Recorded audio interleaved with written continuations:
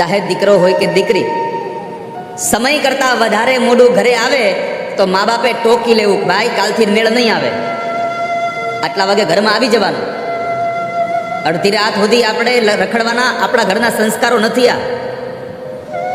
અને કદાચ દીકરો એમ કહે કે આજે મારા મિત્રને ત્યાં કંઈક હદો કાર્યક્રમ હું જાઉં છું, તો ક્યારેક જાય ને તો એની પાછળ એકાદી વખત જરાક આમ રેકી કરવી એટલે ખબર પડે ને કે મારું ધ્યાન રાખવાવાળા છે. સ્ત્રીઓનો ધર્મ છે રાત્રિના સમયે ઘરની બહાર ન નીકળવું.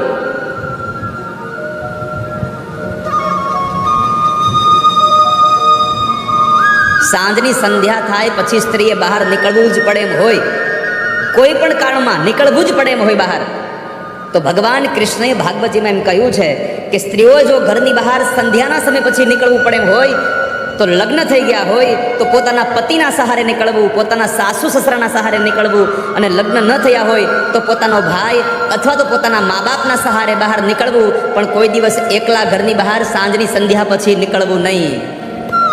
અને અત્યારે તો રાત્રે 2 વાગે દીકરી આવે તો કોઈ પૂછવા વાળું જ નથી રહ્યું. અને પાછા આપણે કહીએ જરાક ધ્યાન, અરે છોકરાઓને ફ્રીડમ તો આપવી જોઈએ ને. આ તમારી ફ્રીડમ પછી તમને ફ્રીજ કરી દે, હાવ તમને ફ્રીજ કરી દેશે, યાદ રાખજો.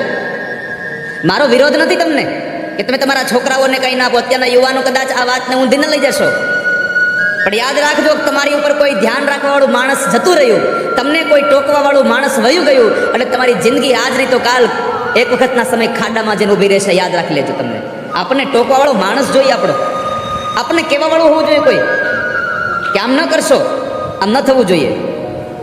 જ્યારે આપણી ઉપરથી કોઈની નજર હટી જાય છે, આપણને કોઈ કહેવાવાળું, કોઈ રોકવાવાળું વયું જાય છે, ત્યારે આપણે સ્વતંત્ર બનીએ છીએ. અને આપણી સ્વતંત્રતા ત્યારે સ્વચ્છંદતામાં બદલી જાય છે, અને એ સ્વચ્છંદતા આપણને કેટલાય પ્રકારના ખાડાઓમાં નાખી દે છે.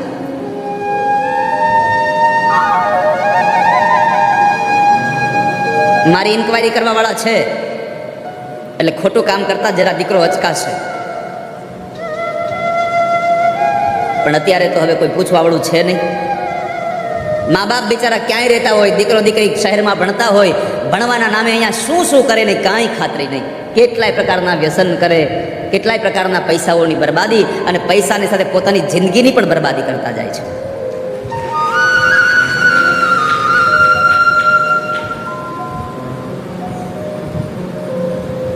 દીકરી 2-5 વર્ષ બહાર ભણી લે, દીકરો 2-5 વર્ષ બહાર ભણી લે, પછી આપણે કહીએ કે હવે તારું વેવિશાળ ગોતી નાખે બેટા, તો શું કે ના હો, મેં મારું ગોતી લીધું છે. અરે તારી ભલી થાય, આ જન્મ તને એટલે આપ્યો તો.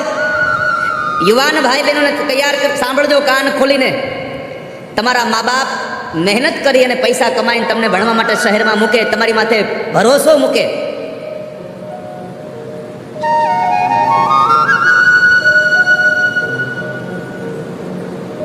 અને જ્યારે તમે ભણી ગળીને તમારું અભ્યાસ પૂરો થાય, તમારા મા બાપને હોશ હોય કે હવે મારા દીકરા કે દીકરીને પરણાવી દઉં, મારા દીકરાની જાન જોડી દઉં, મારી દીકરીનો કર્યાવર કરી દઉં, કન્યાદાન કરી દઉં, અને ત્યારે તમે એમ કહો કે ના મેં મારું ગોતી લીધું છે, તમે લગ્ન કરી દો.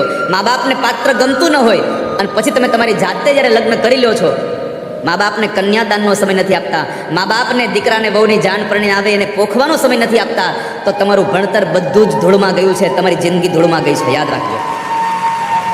જો તમારા મા બાપે તમને ભણાવી ગણાવીને મોટા કર્યા, છતાં તમે એને આવો એક આનંદનો અવસર ન આપી શકો જીવનમાં, તો તમારું કામ શું છે આ ધરતીમાં?